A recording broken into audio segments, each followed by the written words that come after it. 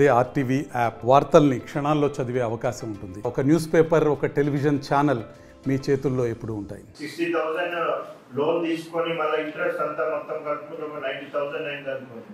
So అది 1 lakh below కింద consider అవుతుంది. సో ఒక 90,000 లోన్ తీసుకొని మళ్ళీ తర్వాత వాళ్ళకి 15,000 ఇంట్రెస్ట్ అయింది అంటే 1,05,000 అయిందంటే అది వాళ్ళకి కూడా కవర్ చేస్తాం. బట్ ఈ ఫేజ్ లో కాదు, ఈ ఫేజ్ లో ఓన్లీ ప్రిన్సిపల్ ప్లస్ ఇంట్రెస్ట్ రెండు కలిపి ఎంతైతే అమౌంట్ ఉంటుందో ఈ రెండు కలిపినాక బై 9th December 2023 కల్లా వాళ్ళకి అవుట్ స్టాండింగ్ అమౌంట్ ఉండి ఉండాలి. అంటే వాళ్ళు కట్టేస్తే కాదు.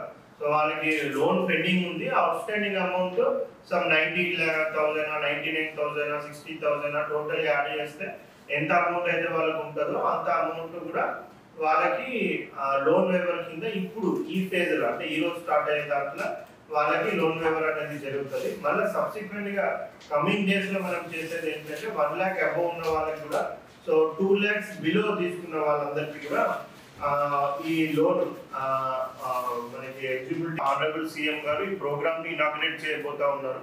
సో ఈ రోజు నుంచి అనేది వాళ్ళ బ్యాంక్ అకౌంట్ లో వన్స్ సార్ అక్కడ ఇనాగ్రేషన్ చేసినాక సో వాళ్ళ బ్యాంక్ అకౌంట్ అంతా కూడా అమౌంట్ పడడం జరుగుతుంది. సో ఫస్ట్ పాయింట్ ఏంటి అనేసి అంటే బ్యాంకర్స్ అందరూ దృష్టి పెట్టాల్సిన అంశం ఏంటంటే ఇప్పుడు ఇచ్చేది, సో ఇది ఫస్ట్ ఫేజ్ కి ఇస్తా ఉన్నాం మనం.